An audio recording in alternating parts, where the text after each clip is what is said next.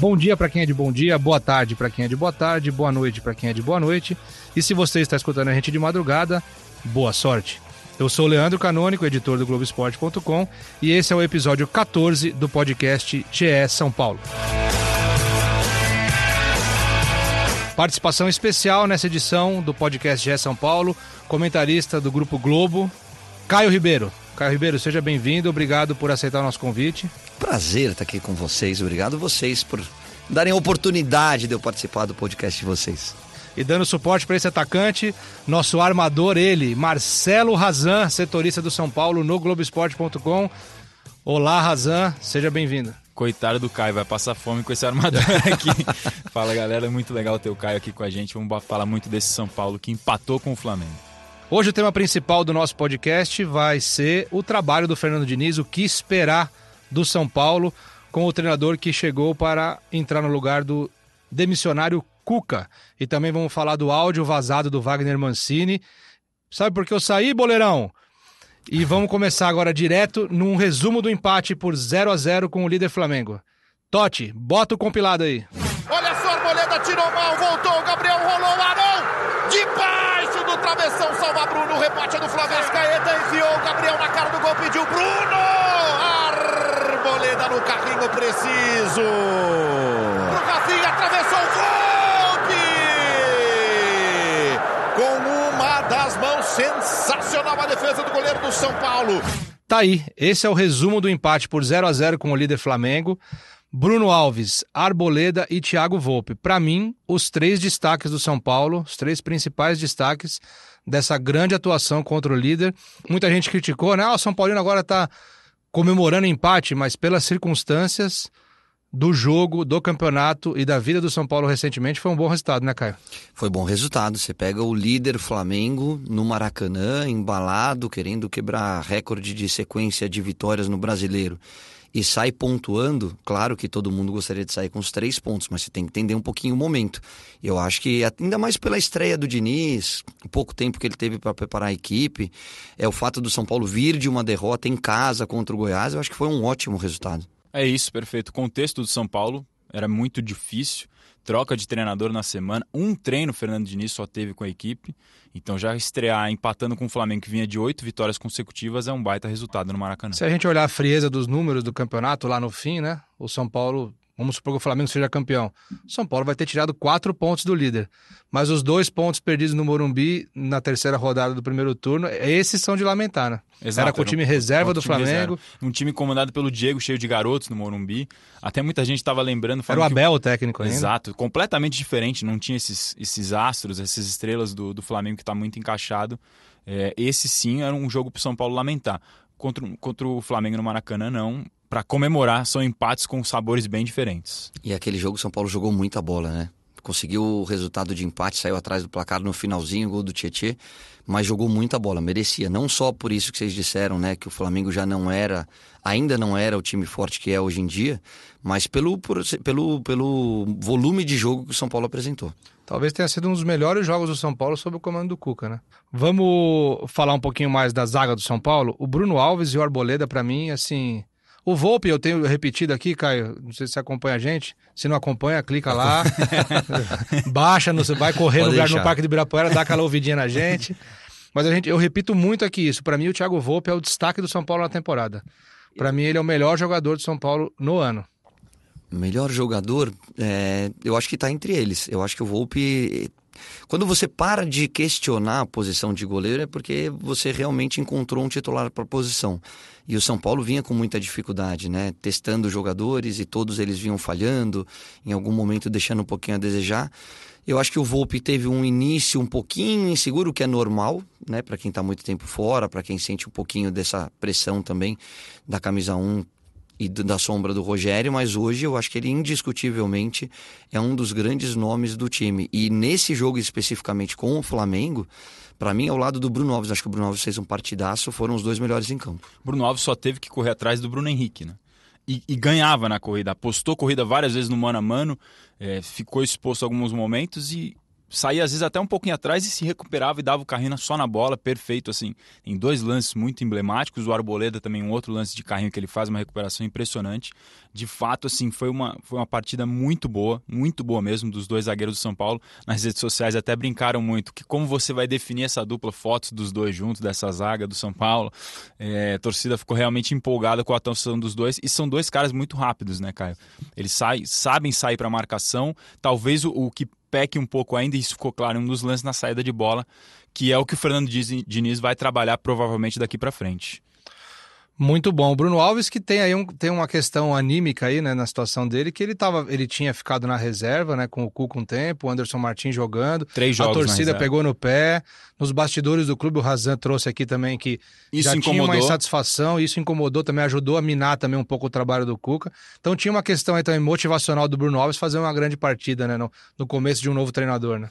E ele é muito firme, né? Ele é muito seguro. Se por um lado, e o Razan tá certíssimo, eu acho que o Diniz vai ter um pouquinho de dificuldade para implementar na equipe do São Paulo o jeito de saída de bola trabalhada, limpa, desde dos pés do goleiro, passando muito pelos zagueiros, porque nenhum dos 2, tanto Arboleda como Bruno Alves, tem esse bom passe, tem essa qualidade com a bola no pé. Agora, na questão do desarme, do enfrentamento com o atacante, os 2 são muito fortes, rápidos, altos. O Bruno joga muito sério, eu gosto disso. Ele tá virado para a arquibancada, ele chuta na arquibancada e é isso. Lá atrás não tem que inventar, porque uma inventada e você entrega, você custa o resultado. E o Bruno, nesse quesito, é muito profissional. E no São Paulo, internamente, costuma elogiar muito o Anderson Martins por causa disso, na parte da saída de bola. Dizem que ele tem...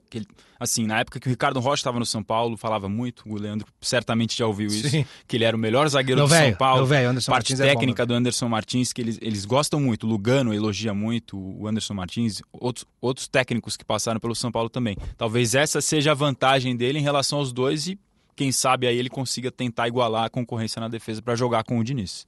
Agora, o que ficou claro no jogo contra o Flamengo foi assim, o Fernando Diniz ainda não deu nem sinais do que vai ser o time dele, por uma questão até ali de tempo, né? De tempo e também de sobrevida, né? De sobrevivência, né? O São Paulo precisava arrancar ponto de qualquer jeito para ter uma calma para ele poder trabalhar essa semana. E aí vem a questão, né? O centro da nossa discussão nesse podcast já é São Paulo, episódio 14. O que esperar do Fernando Diniz no São Paulo?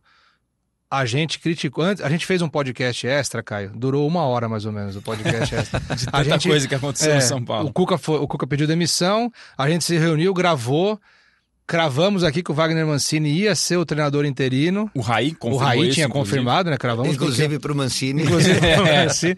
Falamos, voltamos para a redação, episódio no ar, depois de 1 hora... apita o celular com o tweet do São Paulo. Fernando Diniz é o novo técnico. E quando o nome dele surgiu aqui, eram 2 nomes, né? Que o Hernan tinha dado no Sport TV, o Thiago Nunes e o Fernando Diniz. E tava eu aqui, o Marcelo Prado, e a gente falou, não, de jeito nenhum, Fernando Diniz de jeito nenhum, né? Assim, é tenebroso imaginar o Fernando Diniz no São Paulo nesse momento e tal. Um técnico que ainda não mostrou um grande trabalho e tudo mais, e de repente tá o Fernando Diniz, nós estamos aqui depois, um podcast depois, falando sobre o Fernando Diniz. O que você espera dele no São Paulo, Caio? Eu acho que a minha reação teria sido muito parecida com a de vocês. Não é pela questão do quanto ele pode fazer um bom trabalho no São Paulo ou não. É o quanto tempo ele precisa para que o time assimile as ideias de jogo dele, e nós estamos no meio de um campeonato extremamente equilibrado como é o Campeonato Brasileiro. Então eu também imaginava que seria o Mancini. Aí depois a gente entra nessa confusão, né, do Raí, do Pássaro, que falaram para ele, depois voltaram atrás, enfim. Eu acho o Diniz muito bom treinador. Eu acho que ele tem conceitos de futebol muito legais. O treinamento dele é muito bom, então quando eu converso com os jogadores que foram dirigidos pelo Diniz, todos eles adoram. Falam, cara, os treinos dele são bons, são intensos. Ele treina muito situações que vão acontecer no jogo, ele melhora o atleta individualmente, e isso são pontos muito positivos. Ele tem um jeito de pensar o futebol de uma maneira ofensiva, e isso é muito legal também. Agora, para que isso tudo funcione, como ele é muito diferente dos outros, na movimentação dos jogadores em campo, eu teria efetivado o Mancini e começado em janeiro com o Diniz, onde ele poderia ter feito uma pré-temporada, treinado, escolhido peças para que se adaptem ao estilo de jogo dele, e aí sim para que ele pudesse ser cobrado de acordo com os resultados que ele fosse apresentando. O fato novo disso tudo, que era essa também a ideia da diretoria do São Paulo, foi a conversa com os jogadores. Principalmente os líderes, porque quando a gente fala jogadores, imagina-se que sentam uns 20 jogadores numa sala, e aí quais quem eram, não quer Razão, o né? Dani Alves, Pablo, Hernanes. Daniel Alves, Pablo, Hernanes, Thiago Thiago Volpe. Eu acho que eram esses. Acho que eram esses mesmo. E aí eles falaram, não, poxa, a gente gostaria de trabalhar com o Diniz, pode trazer que a gente acha que vai dar certo.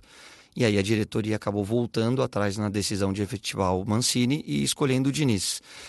Nesse primeiro jogo seria muita incoerência da nossa parte esperar alguma coisa de muito diferente. Eu acho que ele deu continuidade, mas já tem um pouquinho do conhecimento do adversário, porque ele trabalhou no Campeonato Carioca há muito tempo, então a forma de marcar o Flamengo, de fechar os lados do campo, isso a gente já consegue imaginar que ele tenha passado para os jogadores. A cara dele ainda não é a cara do São Paulo. Razão? E vai demorar um pouquinho, é isso que o Caio falou, talvez as coisas se atropelaram por uma ou falta de comunicação ou falta de convicção no trato com o Mancini, porque é isso que o Caio falou, era a ideia do São Paulo, era tê-lo para o jogo contra o Flamengo já, e se com o Mancini é um cara de segurança que vai te dar o tempo necessário até você ter um nome de consenso. Era essa a ideia inicial da diretoria. E aí quando chega o pedido dos jogadores, isso mudou. Eles ficaram em dúvida, foi o que o Mancini depois falou, a gente vai entrar nisso já já. E aí o Mancini toma a decisão de sair do São Paulo, então as coisas têm que ser atropeladas, porque o Diniz antecipa a sua chegada, já estreia contra o Flamengo, porque senão não teria nem quem treinasse o São Paulo. Quem treinaria o São Paulo sábado no Maracanã? O Mancini é o cara que faria isso. O Jardine já saiu do clube. O Cuca pediu demissão. Não teria que puxar algum profissional da base. Seria também ainda mais, um risco ainda maior.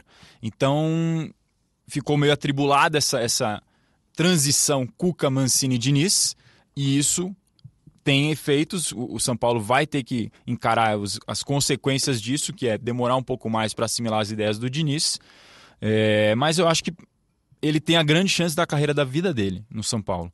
Tem um elenco forte, tem jogadores importantes e jogadores que pediram ele. O que melhor para um treinador que chegar com a confiança de caras do nível de Dani Alves, Thiago Volpe, são os líderes. E então... o Diniz fez a lição de casa direitinho, né? Chegou numa entrevista coletiva rápida, né? Porque o São Paulo tinha uma viagem logo em seguida e já falou de inspiração em Tele Santana, que o DNA dele combina com o DNA de São Paulo combina com ele e tem o aval dos jogadores. Né? Tem um combo bom aí, né? Mas, por outro lado, a responsabilidade e a cobrança nos jogadores agora vai ser maior. E isso dentro do São Paulo já se fala. Também tem esse sentido assim. Poxa, é bom também, por um lado, os jogadores gostam quando os jogadores assumem responsabilidades e se tornam protagonistas no processo. Já que participaram do processo de escolha, como de fato participaram, o Raí falou sobre isso também. Sim. E os próprios jogadores confirmaram isso, né? Porque recentemente a gente ouviu até algumas reportagens e viu algumas reportagens dizendo que quando saiu o Mano do Cruzeiro, os jogadores pediram, indicaram o Rogério Ceni, e pelo jeito não foi muito assim, né? Não deu muito certo, durou menos de 50 dias. Então a responsabilidade e a cobrança em cima dos jogadores também vai ser maior a partir de agora. E é o que o Razan falou, né, Caio? É o melhor elenco que o Diniz tem na mão na carreira, né? Indiscutivelmente. Eu acho que tem muito dessa questão da confiança, de quanto o jogador tá afim de trabalhar com o cara. De repente você pode, no convívio do dia a dia, ver que não era bem aquilo que você imaginava. Mas o Diniz tem tudo à disposição. Tem um elenco bom, salários, ao que tudo indica, os salários estão em dia, que é o que não acontece, por exemplo, no Cruzeiro que você citou. Sim. Então é só ele arregaçar a manga e trabalhar. Agora tem uma semana, porque no meio de semana a gente tem Libertadores. Então eu já imagino que pro próximo jogo contra o Fortaleza, né, no Pacaembu. Isso, 17 horas, sábado no Pacaembu. A vida é demais, né? Você vê, o Rogério volta pro Fortaleza e a estreia dele é contra o time do coração dele. É muito legal essas coisas. Legal pra ele também, sim, que eu acho que ele vai ser homenageado. Mas enfim, eu tô muito otimista e vou te falar. Eu gostei do que eu vi contra o Flamengo, porque eu vi uma coisa diferente do que o Diniz costumava fazer. O Diniz era até um certo ponto irresponsável naquela troca de passes dentro da área, que você fala, meu Deus, é um mini infarto a cada momento que o goleiro pega com o pé na bola.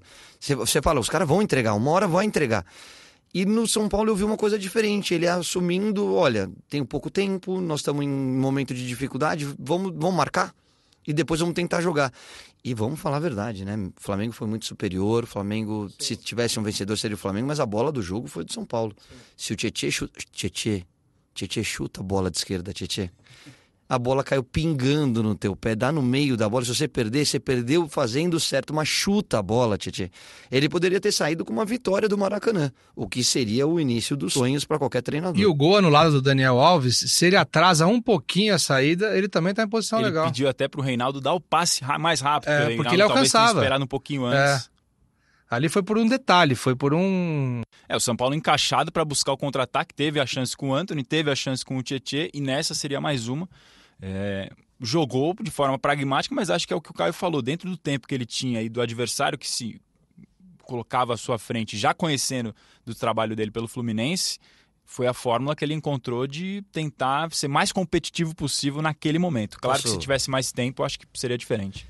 Uma coisa que ainda me incomoda um pouquinho é o posicionamento do Daniel Alves, principalmente, por exemplo, na movimentação durante o jogo. É natural que de vez em quando escape alguém e saia na cara do gol. Principalmente quando você joga contra um adversário que faz essa linha de impedimento mais alta, né? Mais próxima ali do meio de campo. Agora, quando eu vejo o Daniel de 9, eu falo, gente, não é possível que ninguém vai falar para ele que ele é um... Ele pode funcionar no meio de campo, mas aberto pela direita. Ou um segundo volante, não de costas. De costas, ele é um jogador normal. Ele é craque, ele joga demais, tal, mas pelo lado do campo. Sim. Ele quer jogar pode agora até ajudar o Antony a crescer jogando do lado do Exatamente. Ou na lateral, ou numa segunda linha aberta pela direita. Ou você quer jogar no meio? Beleza, mas você vai jogar de 8. Vai ter o Luan e você do lado do Luan. Porque de costas você não vai me decidir os jogos. Esse tipo de movimentação que a gente está falando, dele entrar na cara do gol, é justamente o tipo de movimentação que ele não está acostumado a fazer. Tem o timing da metida de bola e do movimento do cara para receber a bola. Então tem o passador e o cara que recebe. Mas o atacante ou o 10 que está acostumado a fazer essa infiltração, ele sabe o momento de fazer o movimento.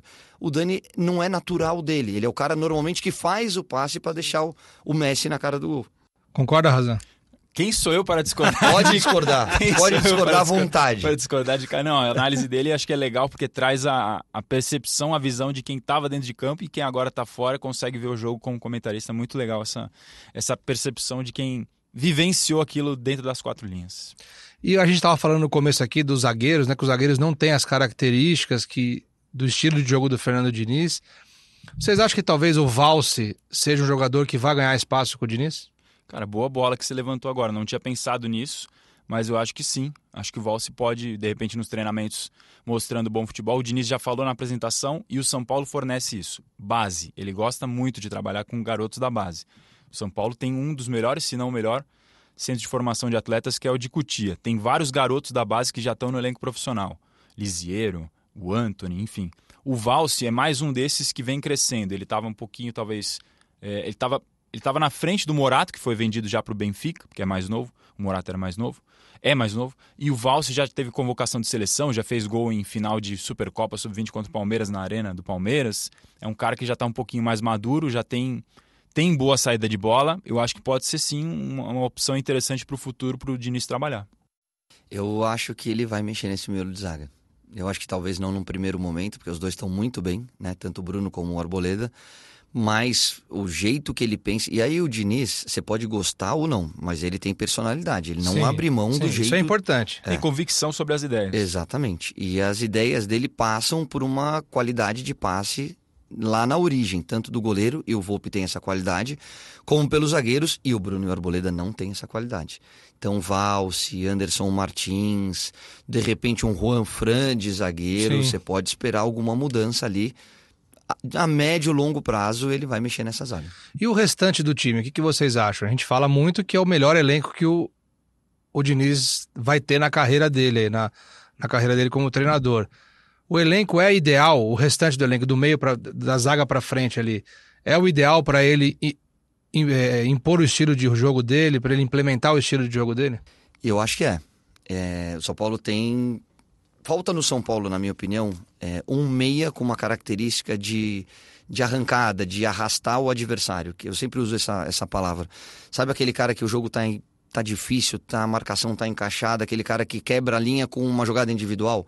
Esse cara, para mim, é o Antony, numa função um pouquinho mais adiantada. Eu gosto quando tem um meia que faça isso, como o Everton Ribeiro, por exemplo. O Everton Ribeiro, de repente, ele é armador e tal, mas na hora que precisa ele vai para o 1 contra 1 e clareia a jogada. Eu acho que o São Paulo não tem esse meia. São Paulo tem meias de dinâmica, de toque de bola, então falta um 10 com essa característica. Mas o problema para mim do São Paulo não é elenco, o problema do São Paulo é equacionar a questão física. A gente estava até falando, né? Eu estava conversando com o Razan antes da gente começar a gravar. As dificuldades, algumas das dificuldades que o Cuca encontrou é justamente o Pablo no departamento médico toda hora, o Hernanes toda hora, o Pato toda hora, o Toró toda hora, o Liseiro. Eu acho que o Liseiro tem que fazer um trabalho diferente dos outros, porque eu acho que ele é muito frágil fisicamente. Talentosíssimo, muito bom jogador, mas se machuca demais. Faz 5 jogos e volta pro DM. Everton, outro que machuca bastante. Everton sempre no departamento médico. Então a questão do São Paulo é muito mais da parte física. Com todos à disposição, eu acho que ele tem um bom elenco. Tem um ótimo elenco, sim. Acho que é um dos melhores até do Brasil. Não é exagero falar isso. Ele elogiou muito o Pato, né? Sim, ele gosta muito do Pato. Pessoas no bastidor de São Paulo falavam isso também, que ele ama o Pato, é a expressão que usam. E ele deixou isso claro na entrevista, falando que o Pato poderia ter disputado 2 Copas do Mundo e estaria indo para a terceira pelo talento que ele tem. O Pato vai começar, já começou na verdade, né, transição no gramado nessa semana, a gente não sabe se já vai estar à disposição para enfrentar o Fortaleza, mas é um cara que certamente vai ter moral, vai ter espaço com o Fernando Diniz. E ele é um cara que dá muita moral para os jogadores, pelo que a gente ouve dizer, cobra coragem dos caras, né? Para fazer o passe mais difícil quando tem que fazer, mas se tem que fazer, tem qualidade, faz o passe. E cobra muito dos jogadores sem a bola para dar opção para o companheiro. Quando o Caio tá com a bola, o Leandro, o Totti e eu temos que dar opção para o Caio tocar. Senão o Caio vai ficar muito mais difícil dele achar um passe e tirar da cartola. Se a gente dá opção, fica mais fácil pro cara que tá a bola. O jogo do Diniz se baseia um pouco nisso. O homem sem a bola dá opção de passe. Eu sempre te dou opção, Raza, sabe por quê? Porque meia-noite, quando você liga, tem alguém na redação, sou eu que tô aí pra escrever as notinhas pra você. Então eu sempre te dou condição. Mas ele chega com um Mac, alguma coisa? Não, nada, só liga. Vazia. Não é no amor, é no terror. Aproveitando que a gente falou do treino, né?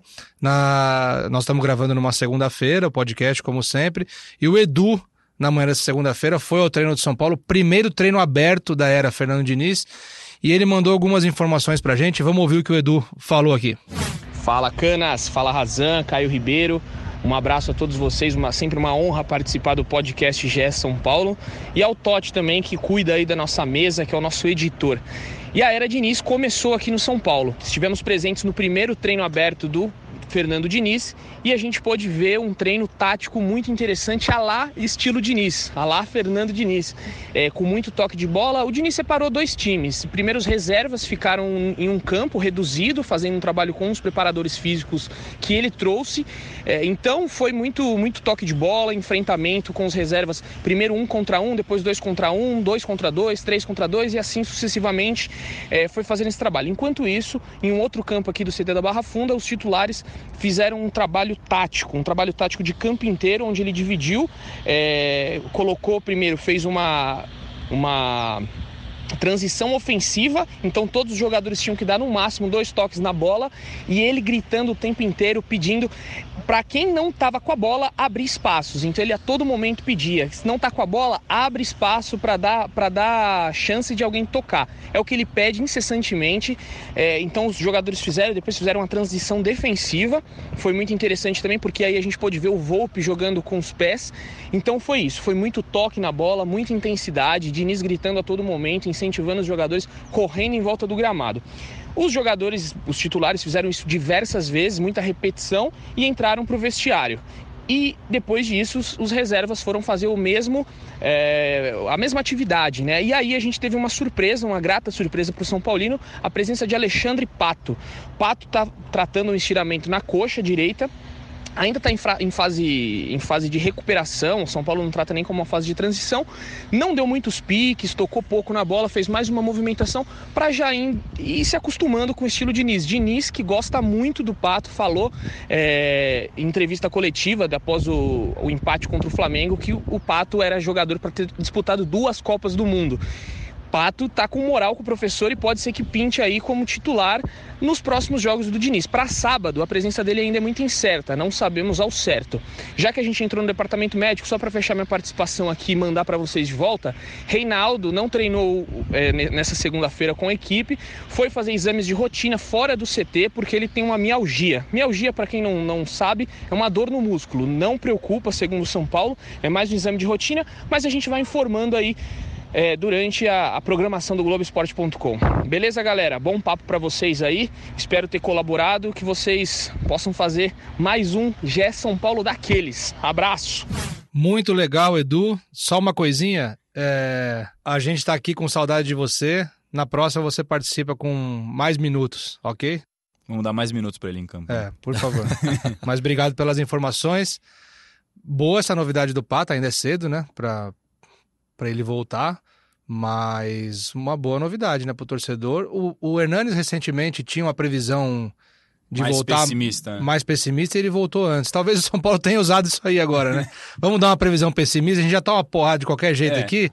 Vamos dar uma previsão pessimista e depois ele volta antes, a gente fica bem na fita. O São Paulo na verdade agora nem divulga mais o tempo de recuperação dos jogadores para, acho que justamente diante de tanta crítica, não criar uma expectativa. Mas no caso do Hernanes é isso que o Leandro falou mesmo. Se esperava que era uma lesão grave e ele conseguiu voltar antes do que se imaginava. No caso do Pato, quando é estiramento, normalmente se imagina 3 a 4 semanas. Então vamos ver se vai ser exatamente isso. Ele já perdeu alguns jogos aí pelo São Paulo nesse ano. Para fechar o assunto, o que vai ser do São Paulo com o Fernando Diniz, eu mantenho a minha... Para ser coerente comigo mesmo e com o nosso ouvinte, né, os nossos podcasters, eu temo pelo que vai acontecer, eu não acredito que vá dar muito certo, não seria o nome ideal para mim, assim, eu não... Para fechar a temporada, né? Para fechar a temporada, talvez o que o Caio falou, começar uma temporada com uma pré-temporada, tendo mais tempo, mas tem muita gente apostando que vai dar certo, né? Como o Caio disse, a postura dele de abrir um pouco mão das convicções dele nesse primeiro momento para fazer o São Paulo ter um pouco mais de segurança, acho que é um caminho. Se ele for assim, acho que tem mais chance de dar certo, até porque o São Paulo precisa, antes de mais nada, antes de um novo estilo de jogo, recuperar a confiança. Mas eu queria ouvir de vocês também o que vocês acham, uma previsão antes da gente entrar no assunto do áudio vazado. Sobre o Diniz, ele falou também na entrevista coletiva de apresentação que ele não é um cara inflexível, de não saber, de ter repertório de ideias e saber jogar de outras maneiras. Não é um cara tipo bitolado que só vai saber jogar dessa maneira, palavras dele. E a respeito do futuro, cara, eu acho que é difícil a gente pensar que o Diniz ele perdeu uma grande oportunidade de ter mais tempo de treinamento. Não ele perdeu a oportunidade. O São Paulo, se tivesse puxado ele um pouquinho antes, ele teria mais semanas livres. O São Paulo queimou as semanas livres, entre aspas, com o Cuca. O Cuca teve o tempo durante a parada para a Copa América, teve todas as semanas livres agora e acabou esse momento. Agora o campeonato vai entrar naquela fase quarta e domingo. Essa talvez seja uma das poucas semanas que ele vai ter para trabalhar nesse jogo contra o Fortaleza. Então ele vai ter que aproveitar ao máximo esse mínimo de tempo possível que ele vai ter para treinar o time da maneira que ele quer. E aí a gente vai ver se ele vai conseguir colocar as ideias dele ou se ele vai dar um passinho atrás nesse primeiro momento até o final da temporada. E aí, claro, se mantiver no cargo, que a gente não sabe mais hoje em dia quanto tempo o treinador dura no São Paulo, em 2020 talvez sim colocar tudo que ele pensa. Vamos ver. Caio? Eu acho que ele vai trabalhar exaustivamente essa semana. Acho que a gente vai ver um São Paulo com uma identidade de jogo, que é uma coisa que o São Paulo não tem há um certo tempo. E essa é a minha grande crítica à gestão do São Paulo, dos últimos anos, não especificamente dessa temporada. Você traz um cara retranqueiro, depois você vai para um super ofensivo, depois você pega um outro retranqueiro, aí você pega um mediano, aí você volta para o super ofensivo. Então a cabeça do jogador fica louca, o torcedor não sabe o que esperar do time. Eu acho que o torcedor vai se identificar com o modelo de jogo do Diniz. Vai ser um time de muita movimentação, de muito toque de bola, de muita posse de bola e criando alternativas para chegar no gol do adversário. E isso é o DNA do São Paulo, sempre foi. Isso o torcedor vai ficar muito feliz. Eu torço muito, porque joguei com o Diniz no Fluminense, acompanhei o Diniz, foi um dos maiores salonistas que eu vi na minha vida. Jogava demais, futebol de salão aqui em São Paulo, o apelido dele era Testa, você fala do Testa, todo mundo fala, caraca, um dos maiores que a gente já teve. E ele só não foi seleção brasileira fenômeno porque ele optou pelo campo, porque era impressionante. A questão é o resultado, é performar. E aí é isso que ele não conseguiu nem no Fluminense nem no Atlético Paranaense. Então eu concordo com vocês que essa é a grande oportunidade da carreira dele. E acho importantíssimo a gente falar em ajuste de expectativa. Torcedor tricolor, esquece o título. São Paulo não vai brigar para ser campeão. São Paulo vai brigar pela Libertadores. Porque se você espera que o Diniz venha, faça tudo isso que a gente está falando e bata o Palmeiras e o Flamengo, não vai acontecer. A distância é muito grande, o elenco é diferente, os caras já têm uma continuidade de trabalho que o São Paulo vai começar agora com um novo treinador. Então, a realidade do São Paulo para esse final de Campeonato Brasileiro é ir para a fase de Libertadores direta, que já é difícil. É conseguir uma vaga na Libertadores, de repente até para a primeira fase, que seria muito legal. E a partir do ano que vem, aí a cobrança por título. Muito bom, Caio, muito bom, Razan. Boa sorte ao Fernando Diniz. E vamos colocar agora, o Totti vai botar o play na nossa máquina aqui, o áudio vazado do ex-coordenador técnico do São Paulo, Wagner Mancini. Sabe por que eu saí, Boleirão? Porque eu fui efetivado no cargo. Aí 4 horas depois disso, o Daniel Alves foi lá pedir o Fernando Diniz. Eles me chamaram e falaram que estava em dúvida. Eu falei, se vocês estão em dúvida, então vão atrás do Diniz que eu tô indo embora. Tchau. Ele mastigou alguma coisinha ali no fim do áudio, né? Dá pra ouvir ele mastigando. E dá pra ouvir a coisinha. narração até de alguém ali no fundo. Eu não identifiquei exatamente quem que é, mas é alguém aqui do Sport TV. E Razan, me diz, pelo amor de Deus, você que é dos bastidores aí, conhece tudo do São Paulo. Quem é o Boleirão? É esse que todo mundo quer saber. Quem é o Boleirão? Essa é a pergunta de 1 milhão. Eu também não sei, rapaz. Não faço ideia quem seja o Boleirão. Mas é a pergunta de $1 milhão essa aí. Esse áudio vazou, né, no sábado, né, dia do jogo contra o Flamengo. Foi uma correria em todas, imagino que foi uma correria aqui, né?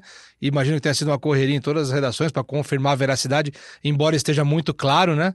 Mas o próprio Mancini, assim que pôde atender o telefone, confirmou para o Eduardo Rodrigues que era ele mesmo. Não acho que ele, assim, nem sei dizer assim se ele tem muita razão de estar chateado ou não. Óbvio que a diretoria falou para ele que ele seria o técnico contra o Flamengo, que ele seria pelo o menos. técnico contra o Flamengo, pelo menos. Mas ele, desde o começo do ano, falou que não queria ser sombra, que não ia ser técnico, e de repente fica muito chateado por não ser técnico. A gente sabe, o Razan já trouxe aqui nos bastidores, se não trouxe, vai trazer agora, porque para mim ele já falou, que ele e o Hernan também falaram, que internamente o Cuca também estava meio incomodado com a postura do Mancini lá dentro.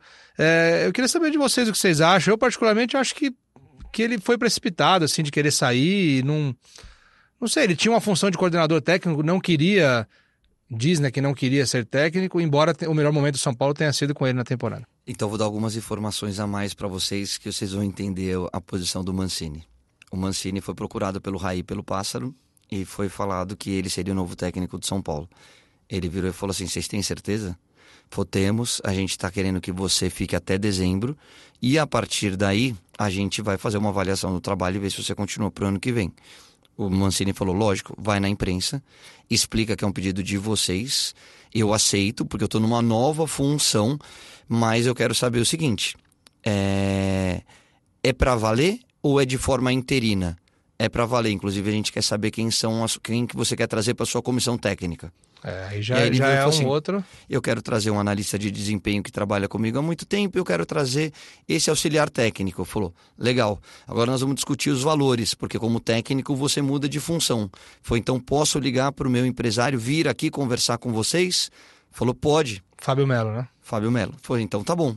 Então eu tô indo para o campo, porque eu tenho um treino que eu vou dar, e depois a gente senta e conversa. Enquanto isso, vocês vão conversando com a nova comissão técnica, com esse novo modelo de contrato, e legal, eu já vou começar a pensar no jogo do Flamengo. Beleza? Beleza. Ele foi pro campo, ele fez... Só que na hora que ele tá passando pelo campo, ele viu o Daniel Alves, o Hernandes, essa turma conversando com o Raí. E beleza. Na hora que ele volta, o Fábio Melo, empresário, falou, poxa... parece que teve uma reviravolta aí na história. Ele falou, que reviravolta? E aí ele foi procurar o Raí, o Pássaro, e falou, o que está acontecendo? Eu saí da sala, vocês dizendo que eu estava efetivado como treinador de São Paulo, para eu pensar na comissão técnica, no novo modelo de contrato, e 3 horas depois mudou tudo, não estou entendendo. Ele falou, não, você tem que ver que a gente está pensando na ideia do Fernando Diniz. Ele falou assim, não. Beleza. Então tudo que a gente falou há 3 horas atrás já não vale mais? Falou, a gente vai tomar uma decisão. Falou, não, tá decidido. Então fica com o Fernando Diniz e eu saio. E aí não é porque o Diniz não gosta do Fernando Diniz, não é nada disso. É porque o Mancini como coordenador foi efetivado no cargo, montou uma comissão técnica e os próprios jogadores pediram o Fernando Diniz. Como é que ele fala e olha para a cara dos jogadores depois e pede alguma coisa? Fica um clima complicado, né? Entendeu? Então ele teve a atitude que eu acho que qualquer pessoa no lugar dele teria. E não acho que seja motivo para muita crise não, tá? Sendo bem sincero. Eu acho que é natural, é normal que antes de uma tomada de decisão, você se cerque de alguns líderes do elenco, dos jogadores, para trocar uma ideia. Poxa, olha, cara, eu tô com o Razan aqui, ele é super ofensivo, vocês acham que vai funcionar? Pô, ou a gente pode ir para um Filipão, que é um pouco mais defensivo, qual o modelo de jogo que vocês se enquadram mais? Vocês já trabalharam... Esse papo muitas vezes acontece. Agora, não precisa conversar com o cara antes. Calma, fala, Mancini, olha, estamos pensando em te efetivar, você pode dar o treino e dirigir o time no domingo, até segunda ordem, a gente está querendo que você continue até dezembro, mas tem algumas situações, a gente quer conversar com o grupo. Eu tenho certeza que o Mancini ia falar, claro, estou indo para o campo, vou treinar o time, de repente, interinamente, eu dirijo o São Paulo no domingo e depois a gente vê o que acontece. Para que essa precipitação de você é o cara, forma a tua comissão, chama teu empresário, vamos bater o contrato e depois volta atrás em tudo isso? Cara, é isso que eu acho que falta a sensibilidade na tomada de decisão. O São Paulo vai para a direita, depois ele vai para a esquerda, depois ele vai para cima, depois ele vai para baixo. Acredite no modelo de gestão, no modelo de pensar o futebol e caminhe nessa direção. Não pode ser assim, uma hora eu penso assim, outra hora eu penso assado, porque aí dá esse tipo de problema. E aí na hora que se torna público, você fica exposto. E aí você passa a ser questionado. Razan? Importantes informações que o Caio trouxe aqui. Sim, muito importantes. Bastidores legais. E dá para entender o lado do Mancini por esse outro ângulo, né? O São Paulo, o Raí, na entrevista, só falava que ele seria o técnico para o jogo contra o Flamengo. O São Paulo, para a gente, pelo menos no dia a dia, dizia só que inicialmente ele já estava definido para o jogo contra o Flamengo, mas se o Mancini houve essa promessa, é natural a reação dele. E acho que o Caio falou muito bem. Qualquer pessoa no lugar dele, se tivesse tido essa promessa, depois do que tudo que aconteceu, não teria mais clima mesmo para continuar. Até porque também a própria torcida do São Paulo, a cada jogo, se eventualmente o Fernando Diniz empata um jogo com o Mancini lá, por que não põe Mancini? Ia ficar toda hora essa comparação, como chegou a ter com o Cuca em algum momento, por causa do desempenho dele no Paulistão. E ele já estava com uma ideia de ser treinador no ano que vem, né? Ele já queria ser treinador em 2020, o Mancini já tinha essa ideia, voltar para o campo em 2020, então, com tudo que aconteceu, ele só antecipou essa decisão que já tomaria em 2020. Muito bom.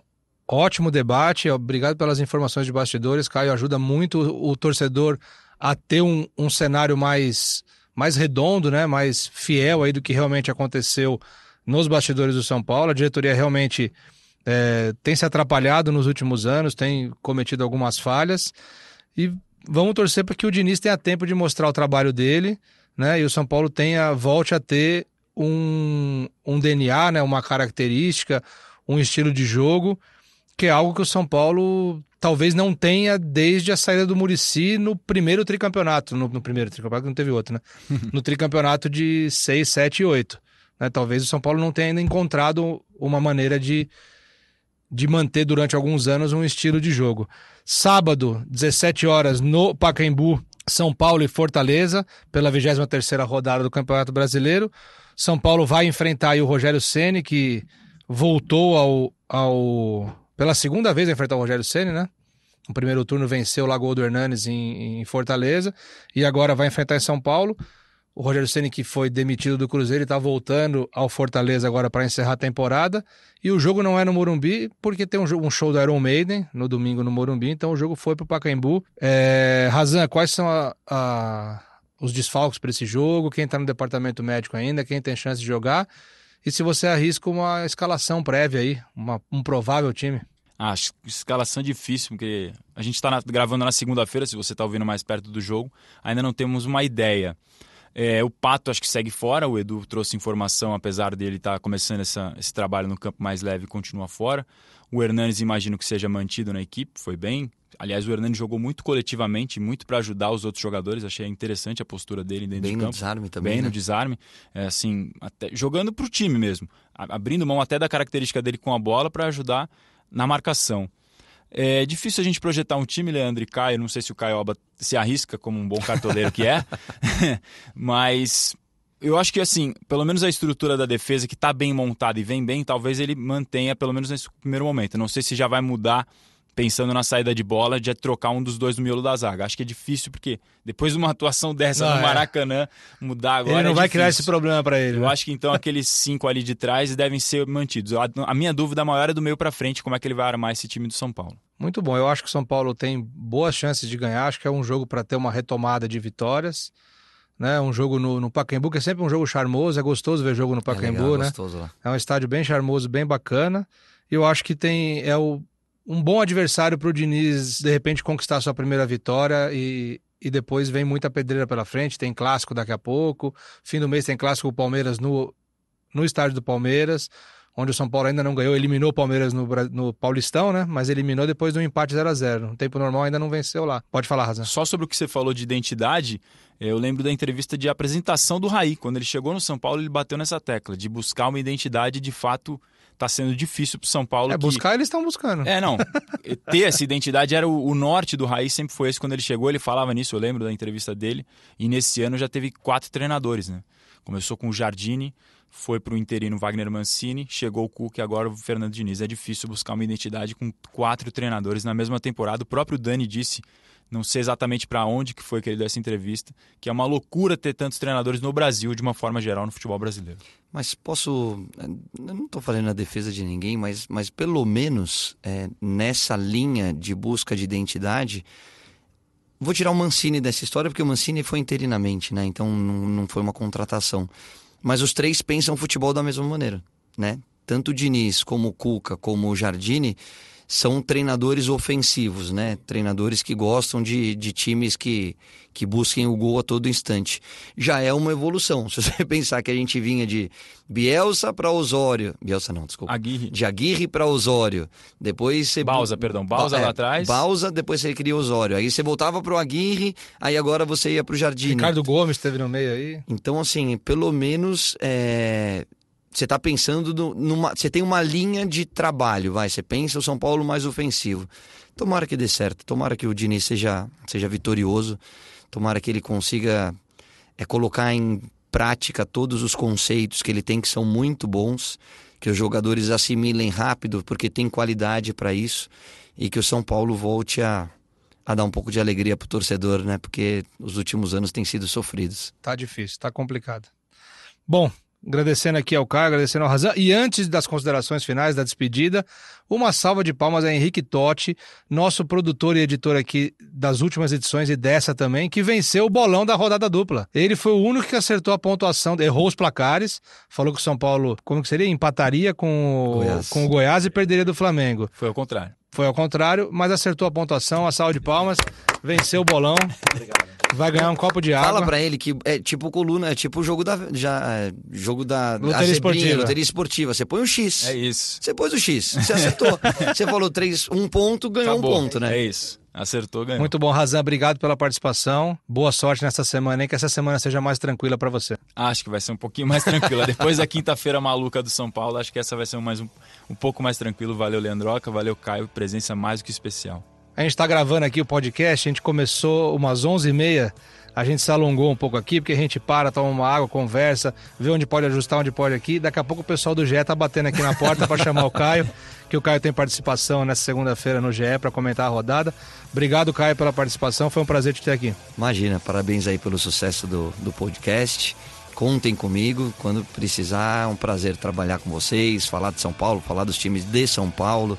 Enfim, falar de futebol, que é uma paixão de todos nós. Muito bom, obrigado a todos, obrigado pela audiência, pela participação de vocês. Continuem baixando os nossos podcasts, escutando no caminho para o trabalho, no caminho para casa.